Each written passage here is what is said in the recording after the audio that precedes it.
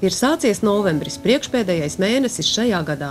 Šodien ir 310. diena, un līdz gada beigām atlikušas vien 55 dienas. Pirmdien atzīmēsim Mārtiņus, kas ir apmēram vidus starp rudens un ziemas saulgriežiem. Senos laikos šī diena tika uzskatīta par ziemas sākumu. Kā mums būs ar to ziemu, ir grūti minēt, jo izskatās, ka pašlaik rudens vēl nav gatavs savu vietu atdot nākamajam gada laikam. Klāt kārtējais ceturtdienas vakars, un mēs sākam Limbažu televīzijas informatīvo programmu Ikdiena. Šovakar raidījumā aktualitātes novada pašvaldībā. Nodibināts kooperatīvs Limbažu novada lauku labumi. Pašvaldības policija ziņo par kārtību pilsētā oktobrī. Jaunumi Limbažu slimnīcā. Filcītī notiek baleta nodarbības. Galvenajā bibliotēkā viesojās žurnāliste Vivanta Volkova. Kādi pasākumi gaidāmi tuvākās nedēļas laikā? Par visām minētajām norisēm skatieties informatīvajā programmā Ikdiena.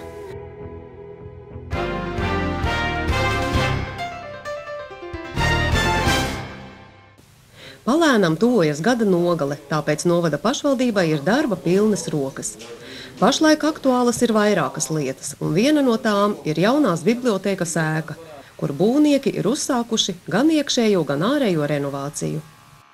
Ir veiksmīgi būvnieki uzsākuši darbību gan ārpusē, labiekārtojot, pilnveidojot notekūdeņu sistēmu, kas bija, diemžēl, jāpārtājas, lai ūdeņi notecētu no ēkas projām uz akām. Tieši tāpatās mums ir uz doto momenti demontāžas darbi, arī šodien apsekojot, principā lielākā daļa telpas jau ir demontētas un atbrīvotas lielās platības, lai varētu darboties būvnieki tālāk. Saistībā ar bibliotēku visi darbi notiek pēc grafika, ar ko mēs esam vienojušies ar uzņēmēju. Domāju, ka nekādas problēmas mums tas neradīs. Valsts kase arī ir atbalstījusi kredītu, kas mums garantē to, ka naudiņa mums pietiks, lai šo projektu realizētu līdz galam. Paralēli būvniecības darbi norisinās arī kādreizējās 2. vidusskolas ēdnīcā, kas pamazām jau pārtop par trenažieru zāli. Un arī tur visi darbi ir pilnā sparā, darbi ir pietiekoši apjomīgi. Telpas tiek ļoti nopietni pārbūvētas, un līdz ar to tas arī paņems savus 2 mēnešus. Arī tur, principā, ir vienošanās ar būvnieku, cik ilgā laikā šie darbi tiks veikti. Būvnieks apsolīja, ka līdz Ziemassvētkiem darbs būs pabeigts, un principā, no sporta klubs varēs pāriet uz jaunām telpām no bijušās bibliotēkas telpas uz ģimnāzijas telpām. Trenažieru zāle tiek būvēta tādēļ, lai biedrības Sports Limbaža novadam sporta klubs Jojo līdz ar bibliotēkas pārcelšanos uz jaunajām telpām netiktu slēgts. Noteiktu dienas daļu zāli varēs izmantot skolēni, bet pārējais laiks būs sporta kluba rīcībā. Līdz ar to tās kompromiss ir tāds panāks, ko es domāju, ka viņš gan ir diezgan izmaksas ir diezgan lielas, jo es jau kā teicu, telpas ir lielas un pārbūves notiek diezgan nopietnas, bet ilgtermiņā, man liekas, tas būs liels ieguvums gan skolām, gan arī pašam sporta klubam. Vēl mēs ļoti nopietni strādājam pie Cēsielas 17. Principā, kā man ziņoja šodien sanāksmē, līdz 15. datumam ir pēdējie iedzīvotāji, kas tiek pārvietoti uz jauniem dzīvokļiem. Kaut gan zinu jau, kad arī, man liekas, pēdējais jau ir pārbraucis uz jauno dzīvokli. Līdz ar to problēma, kas mums bija ar ļoti lielām apkuras izmaksām iedzīvotājiem, ar problēmām pašu mājas stāvokli, kur nav noslēpums. Mums eksperti pateica, ka, lai ieguldītu un sakārtot šo māju, nepieciešams mazākais 250 000 eiro.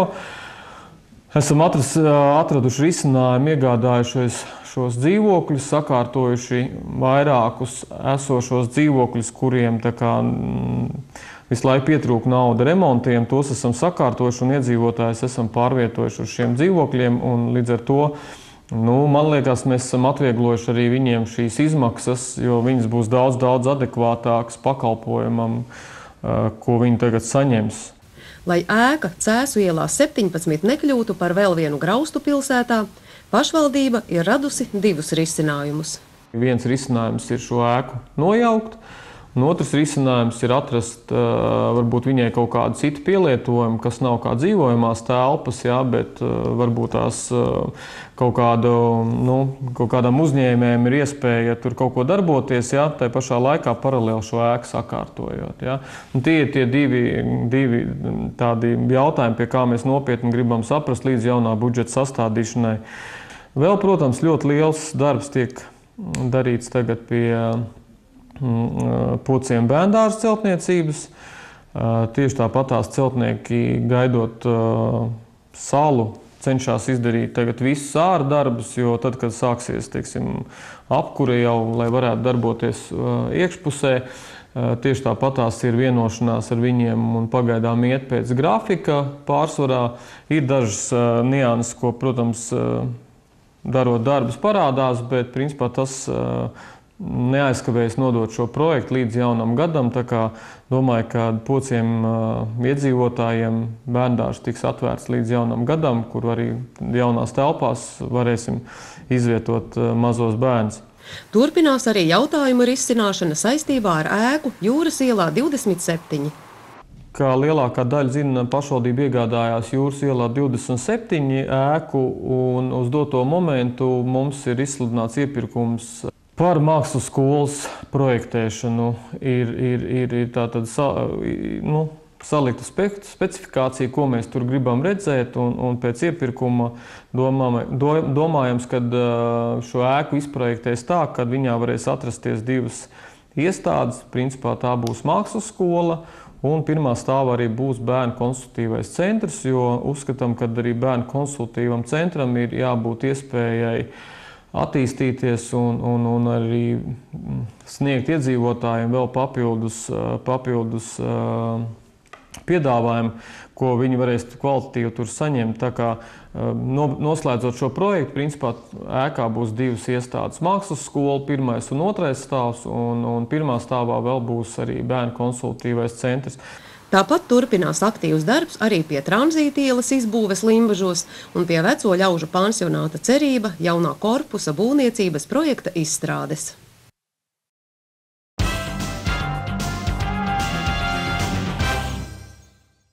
Limbažu novada pašvaldības policija oktobra mēnesī ir izbraukusi uz 83 notikumiem, sastādīt 12 administratīvā pārkāpuma protokoli. No tiem viens protokols sastādīts par atrašanos sabiedriskā vietā ar atvērtu un daļēji tukšotu alkoholiskā dzērienu taru.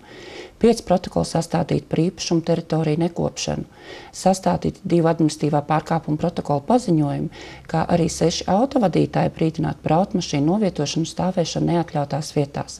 Šeit konkrēti runa ir tieši par autobusu stāvlaukumu. 2 protokoli sastādīti par atkritumu apsaimniekošanas noteikumu pārkāpumiem. 2 protokoli sastādīti par naktsmieru traucēšanu un 1 sastādīts par alkoholisko dzērienu lietošanu sabiedriskā vietā un atrašanos sabiedriskā vietā tādā alkoholisko dzērienu ietekmē, kas aizskar savu un citu cilvēku cieņu. 7 personas nogādātas dzīves vietās, 8 personas nogādātas uz valsts policijas Vidzemes reģiona pārvaldes Limbažu iecirkni.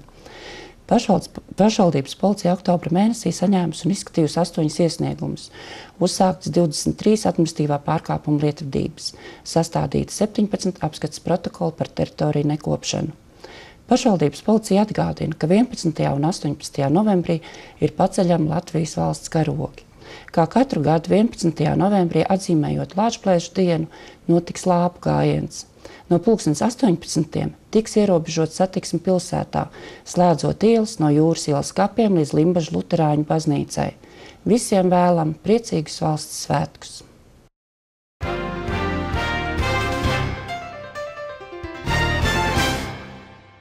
Šoruden Limbažu slimnīcā atvēra jaunu īslaicīgās sociālās aprūpes nodaļu, kurā mazāks uzsvars likts uz medicīnisko, bet lielāks uz pacientu aprūpi.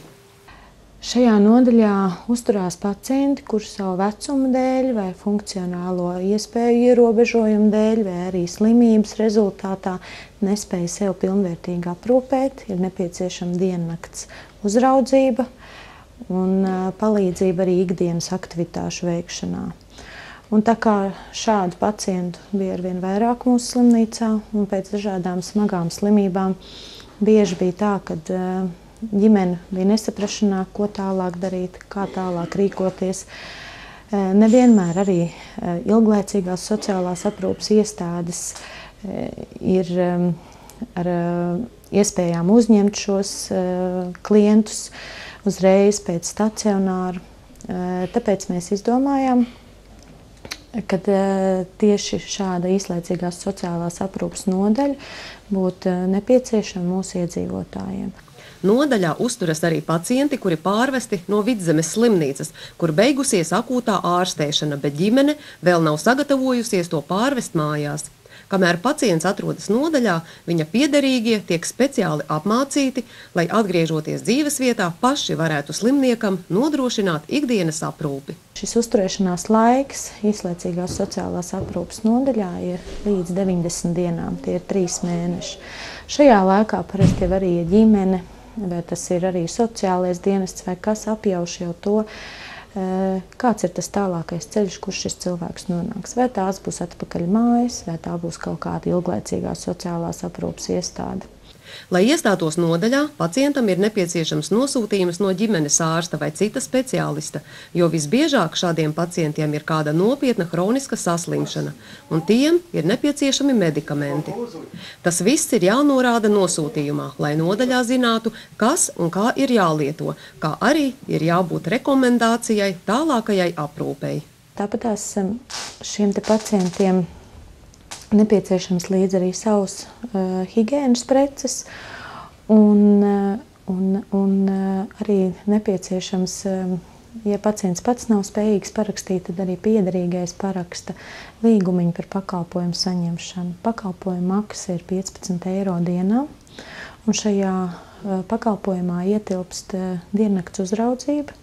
Diennakts uzraudzību nodrošināt ir arī mediķis ir diennakts uzraudzībā, ir māsa, kas uzrauga pacients, ir māsu palīgs, un nepieciešamības gadījumā tiek piesaistīts arī ārsts.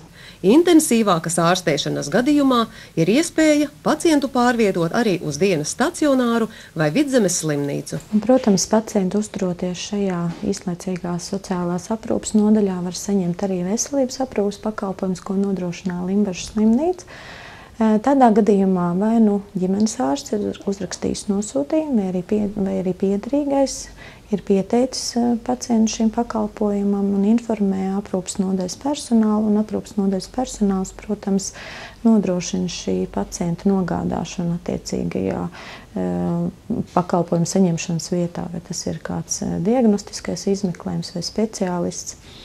Tā kā šis ir pakalpojums, viņš ir vairāk vērsts uz aprūpi, vairāk vērsts uz sadarbību ar tuviniekiem, ar sociālo dienestu, un tāpēc arī šajā aprūpes komandā mums ir no šī gada oktobra jau piesaistīts arī sociālais darbinieks, kurš būs kā konsultants, kā novērtētājs, kā persona, ar kur kontaktēties, ar kur konsultēties piederīgajiem gadījumos, kad viņiem ir neskaidrība, kā tālāk rīkoties tieši saņemot šo sociālo pakalpojumu. Slimnīcas vadība cer, ka jaunais pakalpojums attīstīsies, jo cilvēku, kuriem tas nepieciešams, kļūst aizvien vairāk. Sīkāku informāciju par īslaicīgās sociālās aprūpes pakalpojumu saņemšanas iespējām var iegūt slimnīcas mājaslapā www.limbažuslimnīca.lv vai arī pa tālruni 64 07 01 04.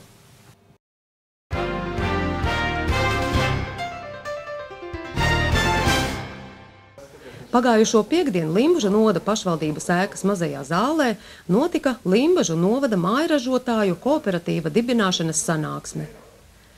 Ideja par kooperatīvu bija radusies pēc zīmola ražots Limbažu novadā izveidošanas, jo tappa skaidrs, ka mazie mājražotāji savas preces nespēja realizēt lielākās tirdzniecības vietās. Kooperatīva mērķis ir apvienot visus Limbažu novada lauksaimniecības produkcijas ražotājus un pārstrādātājus. Jo apvienojoties var noteikti, kad paveikt vairāk un izdarīt lielākus darbus. Līdz ar to visiem mazajiem ražotājiem būtu iespēja attīstīties un augt lielākiem. Es domāju, priekš pašvaldības tas sen gaidīts notikums un ļoti liels prieks un gandarījums, kad šie mājražotāji beidzot ir apsēžušies pie galda un un dibinājuši šo kooperatīvu. Jo pašvaldība jau sen un ilgstoši ir tā kā prezentējusi vai stāstījusi par saviem mājražotājiem. Un šie mājražotāji kooperatīvs, šis kooperatīvs varētu iznest arī Limbažu novada vārdu ārpus novada, prezentējot ne tikai sevi, bet arī novadu dažādos tirdziņos, ne tikai Latvijā, ne tikai Limbažos, bet ārpus mūsu novadu un varbūt arī ārpus Latvijas. Kooperatīvā uz šobrīd ir 12 biedri, bet šis skaits var mainīties, jo līdz kooperatīva reģistrācijai vēl ir pāris nedēļas. Dibināšanas sanāksmes laikā dalībnieki vienojās arī par kooperatīva nosaukumu. Tas sauksies Lauksaimniecības pakalpojumu kooperatīvā sabiedrība Limbažu novada lauku labumi. Protams, šis kooperatīvs nav slēgta organizācija. Patreiz tur iestājušies ir 12 biedri, bet jebkurā gadījumā visi tie, kuriem ir interesi, kuriem ir savu saražotā produkcija un kuri grib caur šo kooperatīvu darboties, protams, ir iespējas iestāties. Un tas īstenībā nāks tikai par labu tieši novada mazajiem ražotājiem. Laukos cilvēki dzīvo, viņi strādā, ražo šo lauksaimniecības produkciju, kurai cena ir zema. Bet viņu pārstrādājot, tomēr ir iespējas savai ģimenei radīt lielākus ienākumus. Kooperatīvās sabiedrības galvenie uzdevumi būs nodrošināt kooperatīvu dalībniekus ar lauksaimnieciskās produkcijas realizāciju, pirmapstrādi un pārstrādi, kā arī palīdzēt kooperatīvu dalībniekiem ar izēvielu iegādi. Pirms kooperatīva izveides pārstāvji no konsultatīvās uzņēmēju padomes, pašvaldības un Latvijas lauku konsultāciju un izglītības centra apbraukāja arī citus novadus, lai smeltos pieredzi, kādā veidā šādi kooperatīvi darbojas un kāds pienesums ir biedriem. Mēs bijām Kuldīgā, ir zināms arī no Valmieras puses šī veiksmīgā pieredze, jo tas pats galvenais iegūms ir tas, kad mājražotāji šo produkciju saražot var, viņam ir iespējas, bet tā lielākā problēma ir viņu veiksmīgi un realizēt, jo šīs jaudas arī bieži vien palielināt ir iespējams, bet viņas netiek palielināts tikai tā iemesla pēc, kad visu produkciju nevar veiksmīgi pārdot. Jo, parasti ir ģimene, var aizbraukt nedēļas nogalā uz vienu, maksimums 2 tirdziņiem, un tas arī viss. Te pašā laikā, kā zināms, nedēļas nogalēs mājražotāji tirdziņi ir visās vietās, un visur paspēt nevar. Un kooperatīva tā būtība ir tas, kad mēģināt šo jautājumu risināt ar kooperatīvas starpniecību, lai varētu, tā produkcija manas saražotā varētu būt gan vienā, gan otrā, 3., 4., 5. tirdziņā vienlaicīgi. Tas ir galvenais. Kopdarbība Latvijā nav visai populāra. Cilvēki vēlas darboties galvenokārt vieni paši, tāpēc uzsākt ko jaunu nav viegli. Kooperatīvs ir tikko nodibināts, tāpēc tam ir nepieciešams vismaz sākotnējs atbalsts.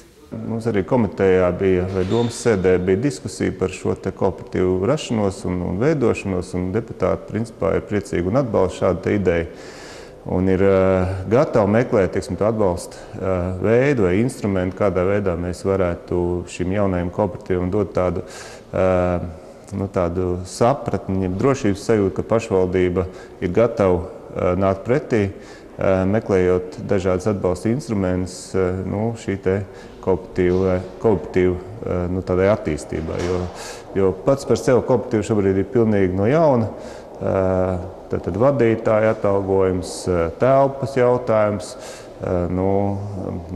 pati kaut kāda pamatkapitāla sākotnēji nepieciešama, kas ir vajadzīga, lai tā veiksmīgāk uzsākt šo darbību. Lai kooperatīvs varbūt šo pirmo gadu varētu iesākt darboties veiksmīgi, ir domāts par dažādu veidu atbalstiem. Ir domāts par atbalstiem no pašvaldības un ir domāts arī par atbalstiem no manas pārstāvētas iestādes Latvijas lauku konsultātu izglītības centra. Mēs šo kooperatīvu plānojam iesaistīt valsts lauku tīklu pasākumā, uzņēmēju darbības veicināšanas programmu, kur tātad veselu gadu būs iespējams bez maksas kārtot grāmatvedību, piesaistīt dažādus ekspertus. Un beigās tas iznāk tā, ka šim kooperatīvam patiesībā tajā pirmā gadā būs ļoti minimāla administratīvās izmaksas. Tā kā mēs mēģināsim gan pašvaldība, gan konsultācija dienests paņemt šīs administratīvās izmaksas tā kā uz sevi, ar mērķi, lai kooperatīvs tā pirmā gada laikā spētu nostabilizēties un šīs izmaksas pēc tam varētu sekt pats. Lai iestātos kooperatīvā, ir vien jāuzraksta iesniegums, un izveidotā valde to izvērtēs pēc kooperatīva nosacījumiem. Ar visiem interesējošiem jautājumiem pašlaik jāgriežas pie konsultatīvās uzņēmēju padomes priekšsēdētāja Agra Vēvera.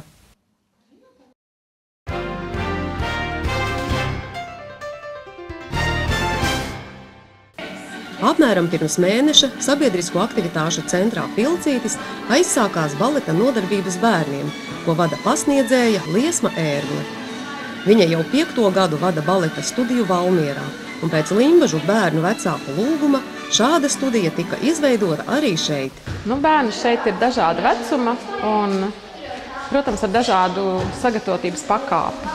Varētu teikt, mēs visi sākam no pašiem pamatiem. Apgūsim klasiskās dejas pamatus.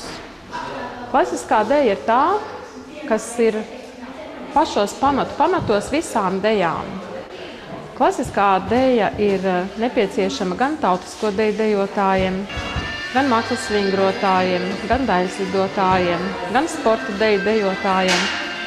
Bet mēs šeit patreiz apgūsim pašus pamatus, tā kā mēs darbojamies 1. gadu.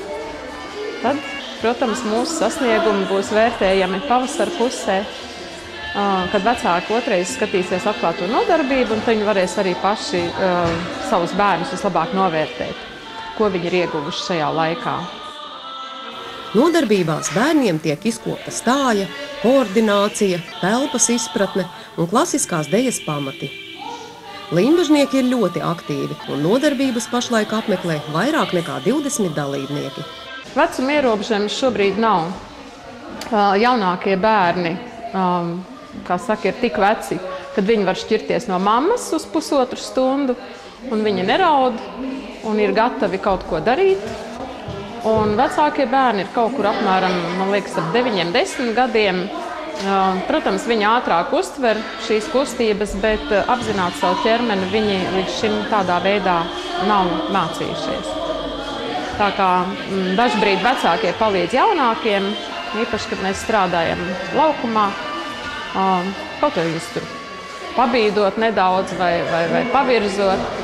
Tā kā šobrīd taisni tas ir labi, ka visi nav viena vecuma, jo sagatavotība ir tāda, kāda viņi ir šobrīd, katram individuālā.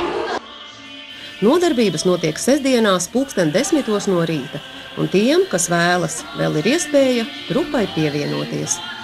Drīzumā bērni tiks ietērpti speciālās vienādās mēģinājumu formās, un pēc tam pakāpeniski taps arī koncerta tērpi. To, ko bērni ir iemācījušies, vecāki var vērot atklātajās nodarbībās. Viena atrādīšanās jau ir bijusi, bet nākamā būs gada beigās. Savukārt pirmo koncertu studijas vadītāja solīja noorganizēt pavasarī. Jaunums ir arī tas, ka pašlaik tiek veidota baleta grupa arī pieaugušajiem.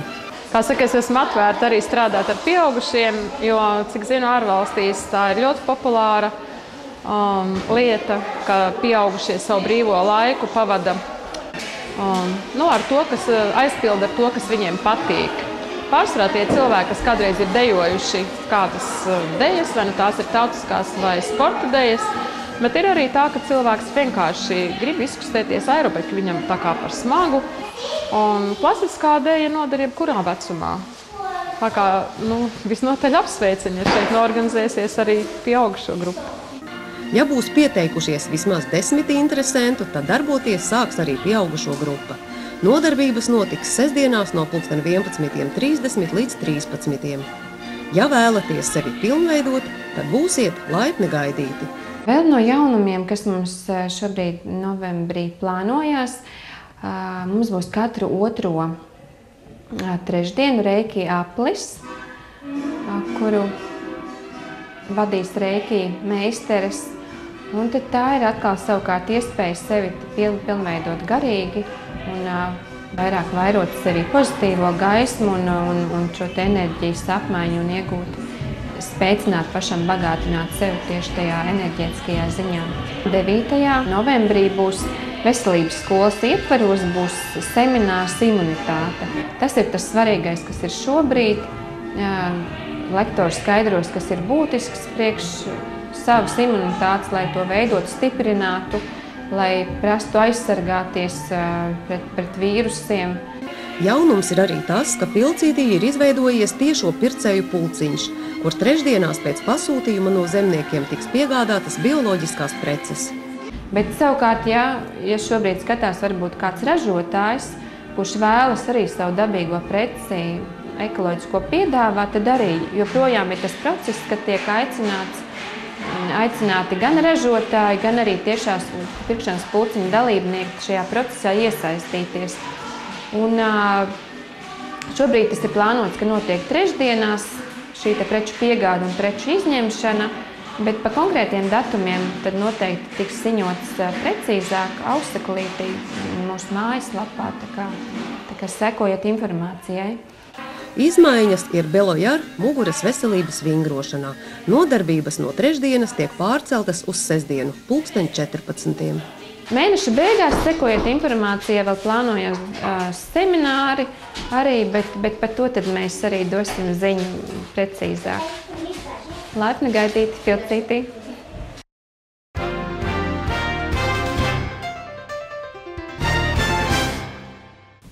Pagājušo piektdienu Limbažu galvenajā bibliotēkā norisinājās interesanta tikšanās ar žurnālisti Vivantu Volkovu. Viņa bija līdzi atvedusi aizraujošu izstādi un arī savu grāmatu Latvijas dievnami, kurā ir nostāsti par 77 Latvijas pilsētu un lauku dievnamiem. Vivanta Volkova strādā par žurnālisti Latvijas avīzē.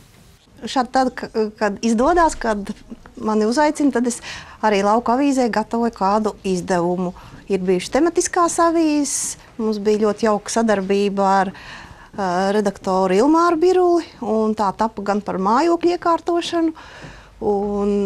Pagājušajā gadā viņš man paaicināja rakstīt par dažādām konfesijām, reliģijām Latvijā, kas gauži interesanti mani bija. Un es pat esmu tā kā pareizticīgā, un man bija ļoti interesanti ievērot, ka man paaicināja ciemos gan pie katoļiem, gan pie luterāņiem, un man pašai tā bija vienkārši vienreizēja bagātināšanās.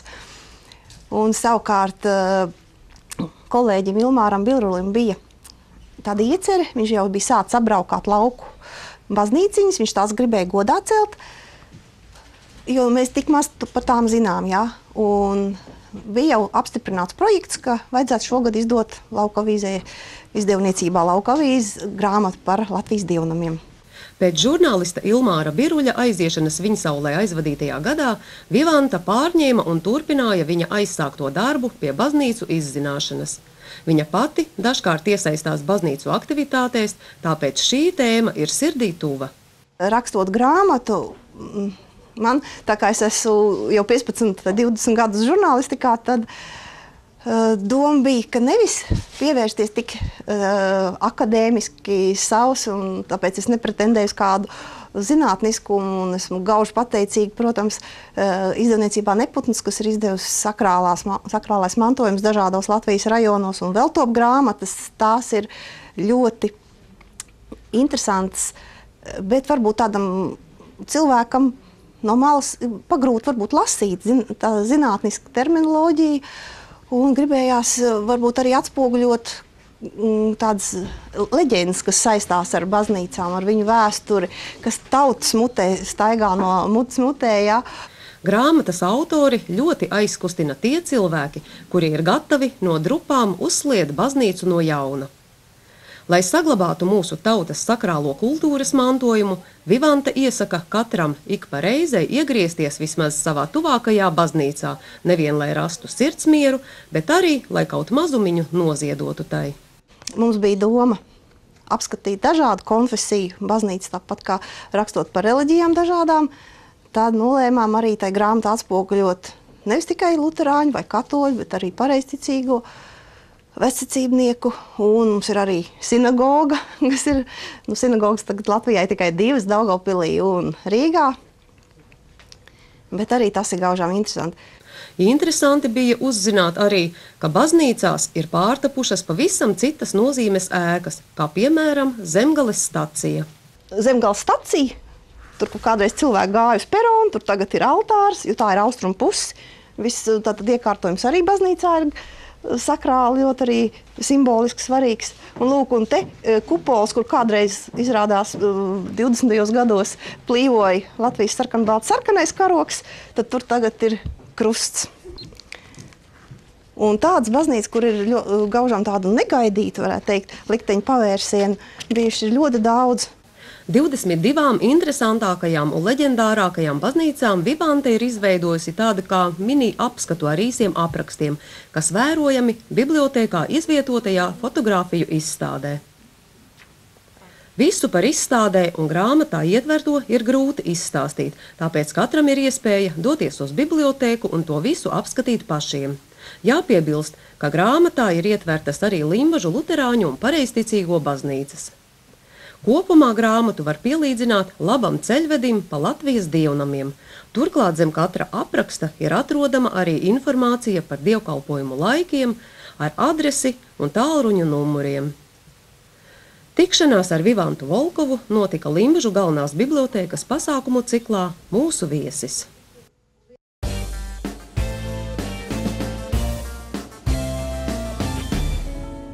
Turpmākajās minūtēs iepazīstināsim ar pasākumiem Limbažos un novadā no 7. līdz 13. novembrim.